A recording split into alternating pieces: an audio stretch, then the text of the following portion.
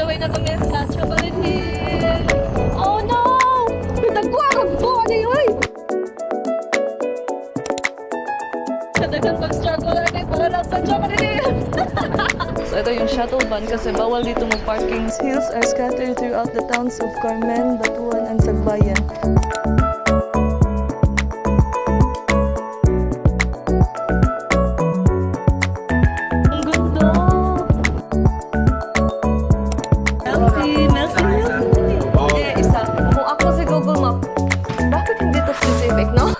Welcome to Bohol!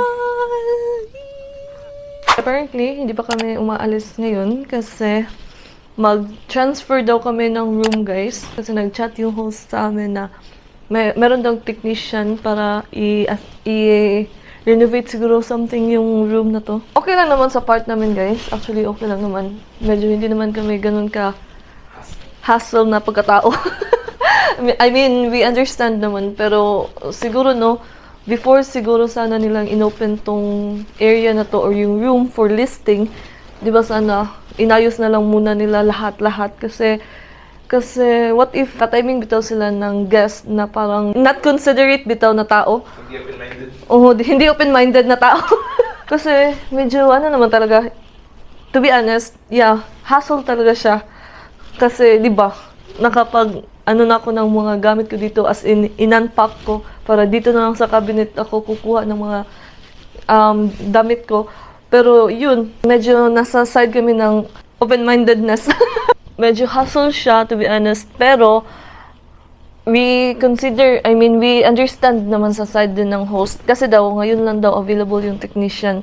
Kaya nag-chat siya sa amin. Sana naman, before nila pinost to for listing is sana inayos muna nila lahat before sila nagpa-rent, bitaw, ganyan. So, yun lang yung feedback namin. And right now, mag-aayos muna ako, guys, ng mga gamit ko kasi naka-unpack pa siya ngayon. So, later, mga after lunch na lang talaga kami, guys, aalis dito sa building. I mean, dito sa aming accommodation. And nag-chat yung host sa amin. Parang full sea view na daw yung view namin. So, we will see kung anong next na journey itatahak namin.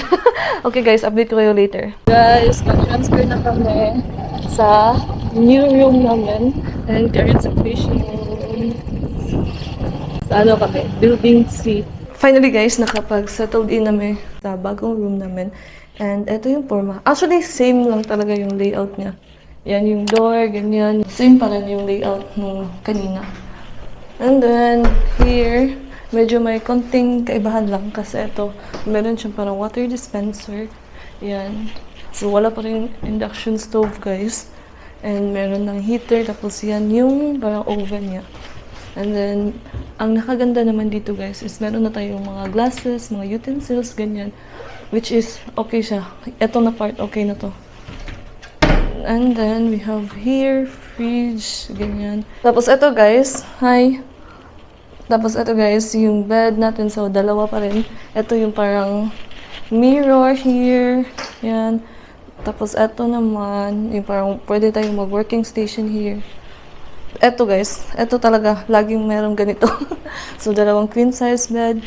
And meron lang parang design dyan. And then, they provide us towel. Ito din, toothbrush, soap and shampoo with conditioner, ganyan. So, meron lang side table there. Ganyan. Ay! Wow! Ay! Touchscreen! Tingnan nyo. Ting! Uy! Hello! Wow, tingnan nyo. Ting! O, diba? Laisyo! Ay! Laisyo bells. And yan yung aircon. Tapos may cabinet lang here. Tapos meron pa ng extra pillow here. Oh. Amazing. Ito naman, mas makapal siya. Siguro, compare kanina. Tapos ito yung TV. And then, ito guys, yung balcony namin na view. Very ocean view na talaga guys. Ayan. Ito yung view natin. Which is, mas maganda yung view na to kasi dagat na talaga. Tapos ito guys, yan, pool na siya. So makikita mo talaga yung pool. And then, our view. So that's it guys. Basically, that's it yung ating bagong room. So, ano pala, chika ko lang guys, yung ano pala dito, no, yung tag-iya dito, sobrang dami niyang unit sa, ano, sa building na to, as in, grabe talaga. Like, yung whole 10th floor, parang sa kanila yun. And then, sa Picas building, meron din. So, yun lang guys, and right now, mag-prepare na kami kasi aalis na tayo, punta tayo sa Chocolate Hills, and it's currently 1:28 PM guys. So, tara, oy, laban na. Pero, hindi pa nag-reply yung host namin kung ano yung password ng door. Oh my gosh, paano to? Ano lang talaga guys, medyo hassle siya sa part namin. Medyo na, nafe-feel ko na. Kanina kasi parang okay pa, pero ngayon parang medyo ano na talaga hassle. Pero yun lang guys, sige, update ko kayo later. Ay, eto na, nag-chat na si host. Meron na tayong passcode sa door. So, tara na guys, aalis na talaga kami. Wala nang patumpik-tumpik na, let's go na. Ay, try pala namin, before kami aalis, try muna namin kung makonect ba yung wifi. And if ever okay na lahat, then proceed na kami sa gala namin dito. Guys, on the way na kami sa Chocolate Hill!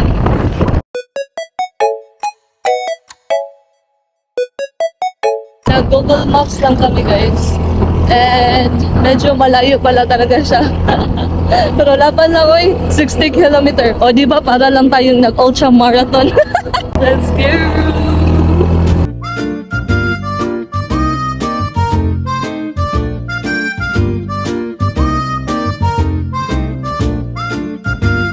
Hopefully guys, hindi uulan kasi medyo madilim yung langit doon. Pero guys, diba, same sa Usay. Parang mag-aakit na kayo sa bukid. Diba, magnet yung vibes parang medyo cloudy lang. Sana hindi uulan guys.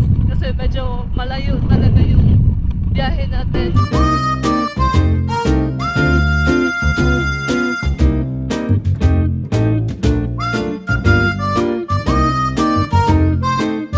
Nagtalingsik na! Oh no! Pinagkuha kag po! Ano yun? Uy, magpasilong sa tabi, be! Kita. Oh! Grabe! Anyari?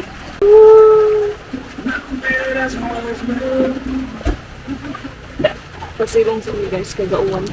Update guys, umulan. Tapos ito yung ano namin ng motor. Diba? Cute guys oh. Ayan.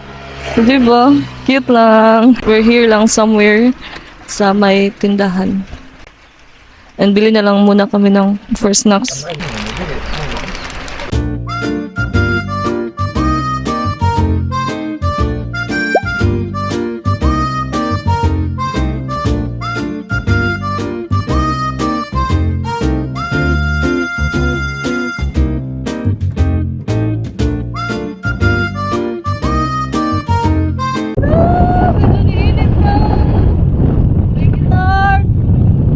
Tama talaga yung quotes na binasa natin kahapon guys sa Bohol Bee Farm. You only fail when you stop trying. Oh, di ba? Nag-try tayo pumunta ng Chocolate Hills. Oh, binigyan tayo ng liwanag ulit. Yay!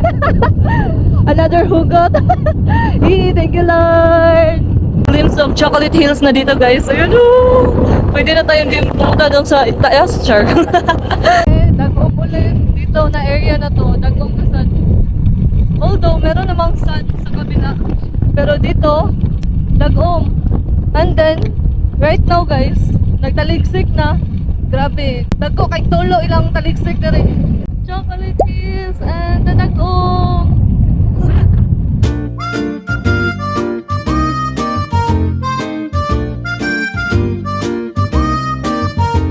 Dito sa area na to guys, makikita nyo na unti-unti si Chocolate Hills. What the guys? Kadagan pag-struggle natin para lang sa Chocolate Hills. Baka manig sa Taiwan bebe. Sa Yelyo. Nadyo sa Yelyo J Park. Para sa Queenshead. Ngayon, para sa Chocolate Hills. Actually, malapit na lang kami. Mga 10 minutes na lang yata. Pero ano, umulan na. 1.4 kilometer na lang guys. Tapos ayaw paawat ng ulan. False alarm. Di ba kanina sabi 1 kilometer na lang or mga 5 minutes na lang. Pero hindi pa pala yun. Yung view deck parang nasa ano pa talaga, unahan. Ayan guys, ano na, nandito na talaga tayo sa Chocolate Hills sa baba, meron ng mga nagtitinda dito. Since ano siya, bawal mag-parking doon sa itaas, need natin sumakay ng shuttle, ayan, so dito daw. And dito na rin yung ticket or entrance for the Chocolate Hills. Dito kayo mag-pay ng ticket para sa Chocolate Hills. So, 100 pesos daw yung babayaran nyo. Kasali na yung shuttle. Ayan, ito yung shuttle guys. So, 100 yan. On the way na mismo sa viewing deck. So, ito yung shuttle van kasi bawal dito mag-parking sa taas guys. So,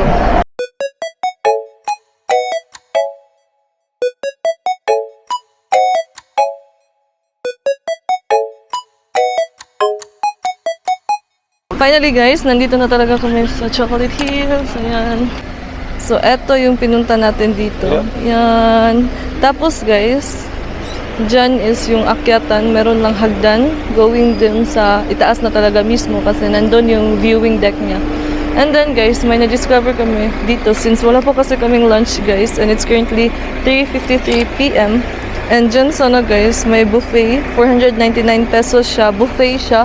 Pero until 3:30 p.m. lang daw. Oh my God. Lipay punta kayo may pag-abot na mo.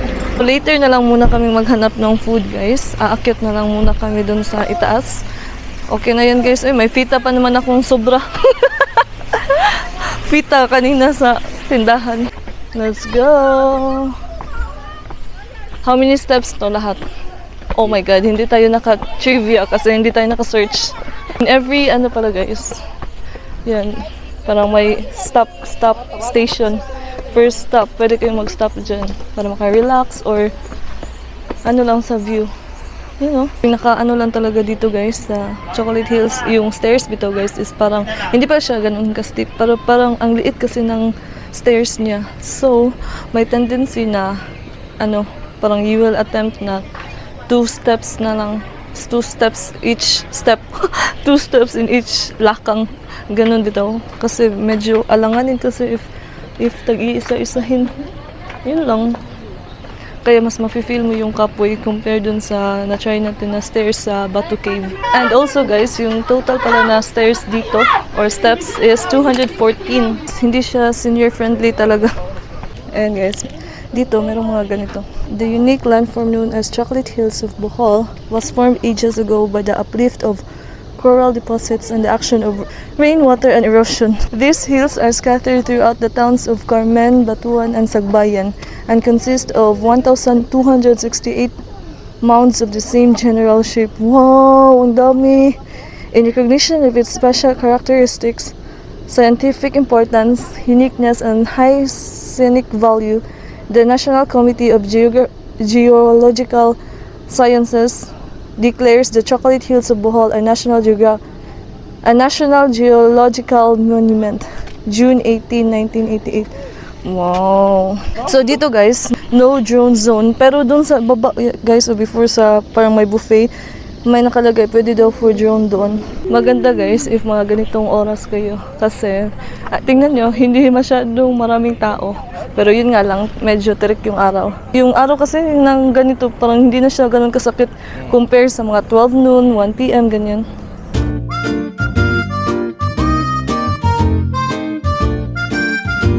I don't know if makikita nyo, pero somewhere there, pwede kayong mag-ATV. Ayan, dyan na area na yan, pwede kayong mag-ATV. I'm not sure lang kung how much. And the view, so eto yung chini-chase natin kanina na nabasa pa tayo sa ulan, init, ganyan. Buti na lang, meron tayong biogesic na dala.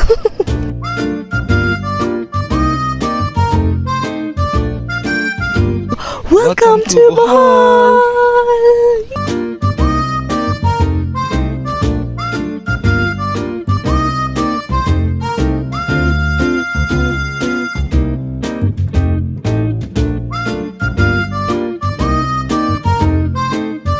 So talaga yung mga makikita natin sa postcards or yung sa bitaw guys sa mga aklat natin before ng elementary days, ganyan. Sibikat Kultura. Oo, Sibikat Kultura. Yan di ba? Pero parang talaga to siya guys before long time ago pa. Parang marami talaga siya. Ewan ko kung nasa na yung iba. Baka ano na, kinakain na yung mga chocolate hills. Char! Buto ko bawa na, juday higante doon niya. Gikaon niya ang chocolate hills kay gigoto mo siya. So mo lang, ingani na lang ang nabilin. Mo na deform yan na tayo. Tara na yun, mo dyan resulta sa wapay paniod to. Mas nakakatakot kasi siya kasi ang liit niya. Yan. Unlike nung na-try natin dun sa Batu Cave bitaw guys. Yun yung eto. Medyo nakakatakot siya. Bye Chocolate Hills! That's all for today. It's so good to see you again. Guys, baka sa Panglao na talaga kami kakain ulit. O at least, di ba, nakapag-diet? Thank you, Chocolate Hills, for the forced diet. Oh. Yeah. Tapos na kami guys doon sa Chocolate Hills and right now, uuwi na kami. I mean, maghahanap kami ng foods. Very adventurous na naman yung atake natin, Char.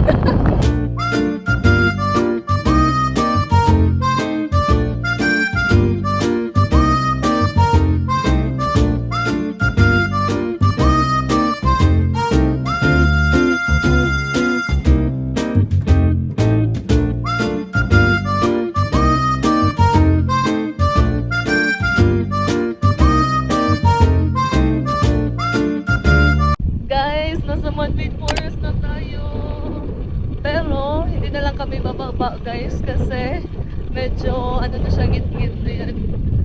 Madilim, medyo madilim na kasi mga 5 PM na kasi. And accidentally lang talaga namin siyang napuntahan. I mean, hindi namin alam na dito pala kami dadaan.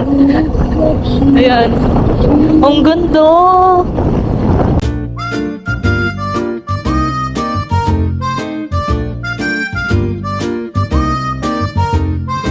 Hey guys, update. We are currently here na talaga sa Panglao. And right now, nandito kami ngayon sa Kaon sa Panglao. Sugba-sugba, balbakwahan at iba pa. Kala ko guys, parang food park talaga siya. Pero, ano pala siya no? Isa lang talaga yung di ba sa food park maraming nagtitinda. Pero dito is isa lang store pala. Kaya meron na siya mga sugba-sugba, balbakwa at iba pa. So dito tayo guys. Kita kasi namin to kagabi nung dumaan kami dito. And parang na-attract kami. So dito na tayo mag quick dinner lang guys. It's already 7:07 PM. Ito siya, along the road lang. Ito na yung road, tapos yan. Yan na ang store niya. And our very cute na motor. Dito tayo mag, guys, pili. Kung ano yung gusto natin. Tapos, only ice, char. Rice pala. Kung only rice yung gusto, 99 pesos. Yan. Here's the menu. Pork belly, pork chicken, pork chorizo, pork hotdog, atay, chicken skin, skewered pork barbecue, skewered chicken barbecue, batikon isaw.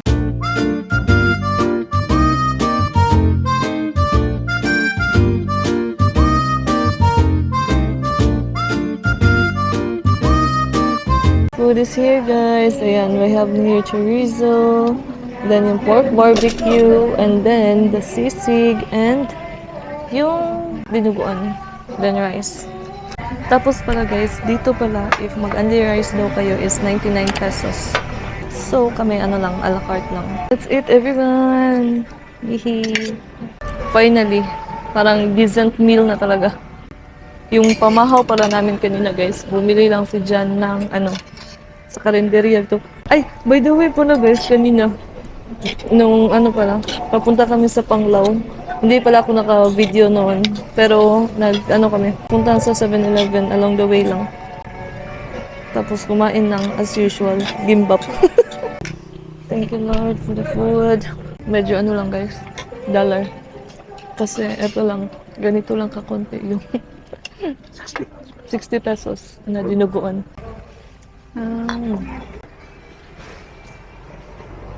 Dami kaya chorizo.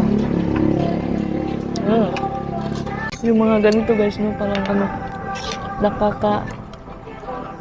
nakakasaya dun sa heart. Especially if ganito yung view nyo. Chorizo. You want? Tapos pala guys, kanina, nadaanan namin yung, man-made forest. Kasi guys, kanina kasi, yung papunta kami sa Chocolate Hills, hindi kami doon agri ba? Hindi kasi kami doon dumaan. Then, pagbalik namin, doon na kami dumaan papunta sa Lubok, sa Luway, ganyan. Nadaan na namin yung man-made forest. Guys, tapos na kaming kumain. Next stop, milk tea! Yan. Summer here lang sa Panglao.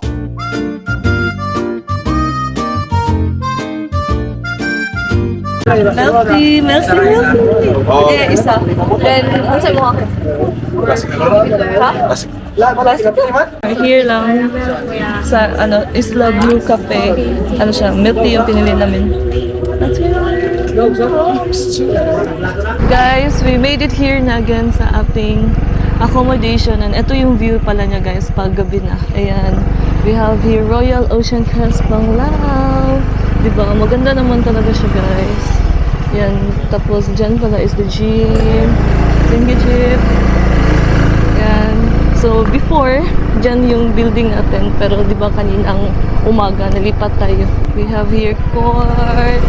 Tapos dito na tayo guys sa Building C. Tapos dito is yung pool. Yan. So malapit na lang tayo sa Hop and Go.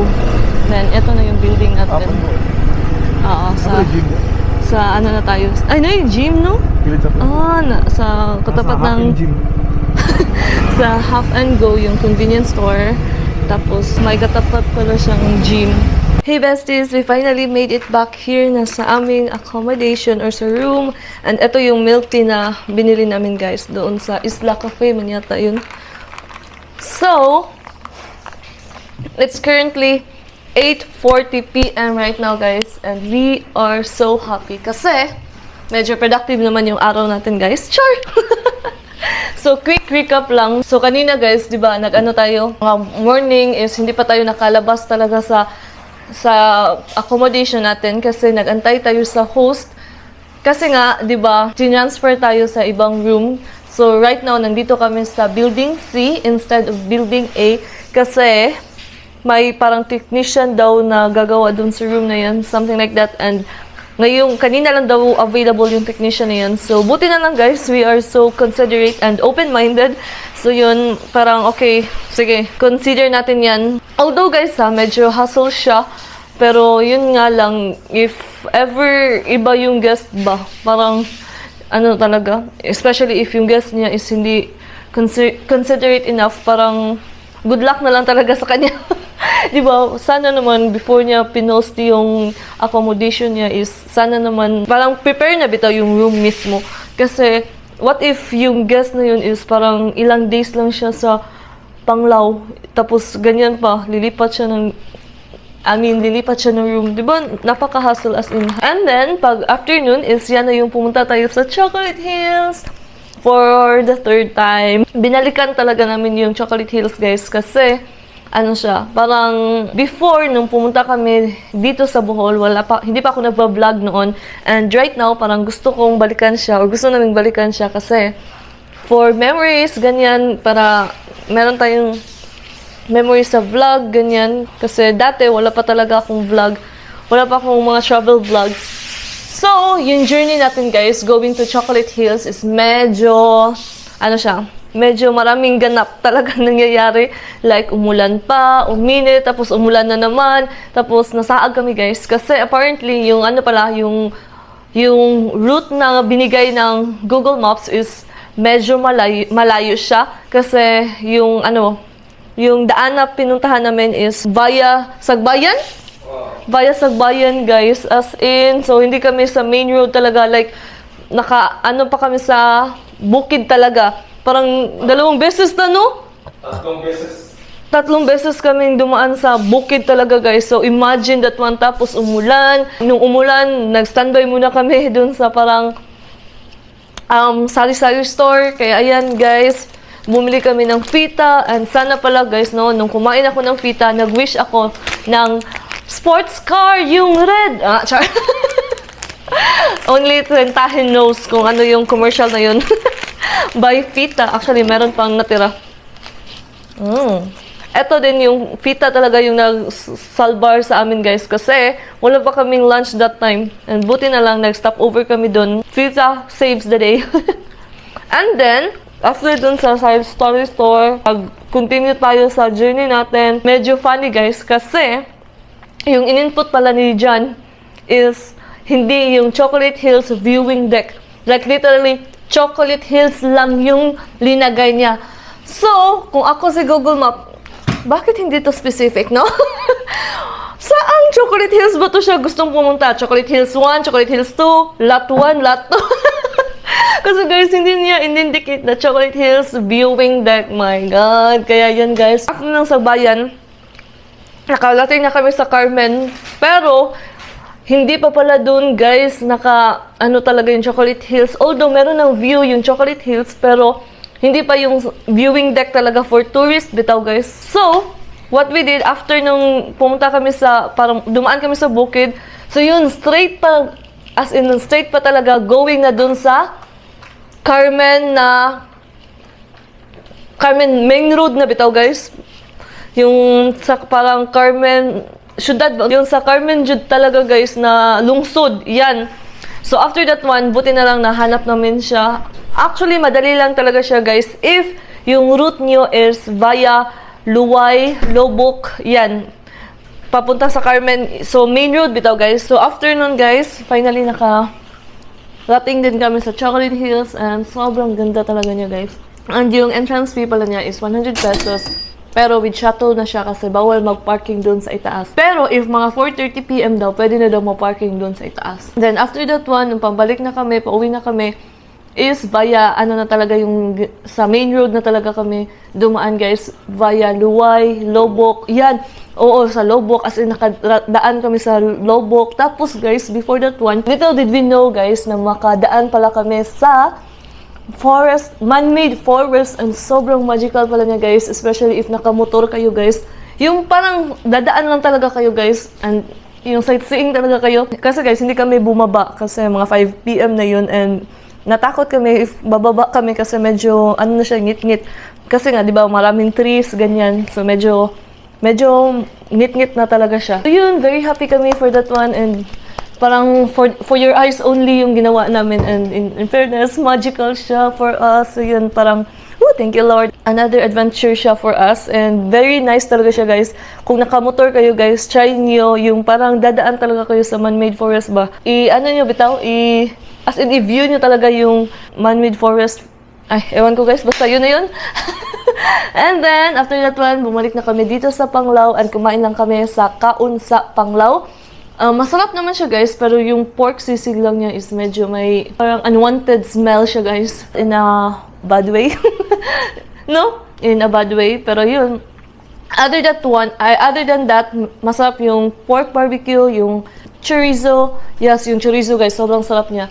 Yung dinuguan is okay lang, carry lang, pero medyo sour siya ng lasa. Trinay lang talaga namin kumain dun sa Kaun sa Panglao, guys, kasi dinadaanan kasi namin siya going sa Alona Panglao kagabi, and parang it caught in our eyes bitaw, guys, kasi maganda yung lights niya, ganyan. Actually, akala namin marami siyang store bitaw, pero yun nga, parang isang store lang pala siya na may mga barbecue, sinugba, mga balbakwa daw, ganyan. Yun yung parang dinner na namin, and yun, after that one, bumili kami ng milk tea, and right now, nasa room na kami. Pros and cons, guys, if nagmotor kayo, cons niya is medyo malayo kasi talaga yung from Panglao to Carmen, as in sobrang layo niya, guys. It's not a joke. Yung malayo sa kanila, literally talagang malayong malayo. Mga almost 80 kilometer? Mga almost 80 kilometer kasi yung distance niya. Pero, okay lang naman, guys. So far, yung daan naman niya is walang masyadong lubak-lubak. Sobrang adventure niya lang talaga if nakamotor kayo. And okay lang, magmotor kayo. Pero yun nga lang, challenge niya is if ever umulan, yun, medyo challenge siya. Dala na lang siguro kayo ng raincoat, or ask na lang kayo if ever nag-rent kayo ng motor, guys, ask niyo sa owner ng motor na yun if meron silang mga raincoat, ganyan. Kasi if ever uulan, at least meron kayong raincoat bitaw. Pero good thing guys sa amin, no, hindi kami as in totally nabasa talaga. Tolerable lang naman siya. I think that's it guys, and tomorrow is another adventure and another vlog. So yun guys, thank you again for joining us on our another Bohol vlog series, and I'll see you guys in the next one. Bye guys! Guys, wait, hindi pa ako aalis. Guys, wait. Tingnan nyo yung view natin. Night view dito sa ating bagong room. Tingnan nyo. In fairness, maganda siya. Pero medyo ano lang kasi, 'di ba? Yung sea view natin. Ayan. Sobrang dark niya. Pero kung may nakikita kayong mga gagmayng lights bitaw guys, yan mga ano yan, bangka yan na may nag-fishing. Yan. Tapos guys, doong banda, ayan, dyan is the pool. Very nice yung pool. Pero hindi pa kami nakaligo dyan. And then ditong banda, yan yung parang may mga, yan, parang ano siya, mga parks, ganyan. Pwede siya for kids. Yan. Diba? Oh, ayan. In fairness, maganda naman. Akala ko kasi guys, na once lalabas kami dito sa balcony is medyo sobrang ngit-ngit, as in ngit-ngit. Pero good thing guys, nung lumabas kami, okay naman pala. Natakot pa naman ako. Biglang nawala yung takot ko nung lumabas na kami. Kasi, ayan oh, maganda din naman pala. Akala ko scary siya. Ayan, diba? Ayan. In fairness, we love our accommodation. Yun nga lang, medyo malayo siya sa Alona, Panglao. Pero not bad na, no? As in, not bad na talaga. For me lang ha. For us lang. Not bad na yung accommodation na to. Marami talagang nag-iisda, guys. Yun, no? Tingnan nyo, no? Unsa man ang gabi kay gayag dito, bebe? Barko na? Oh, unsa man na? Ikaw na, oh. Ano, dagan kay suga ba? Nauwawa ka na. Ano ba? Oo, dagan kay siya. Wala yung mga bangka. Marang ko siya nag-layer. Pita din ako bangko. Okay. Yan guys, so that's all. Bye!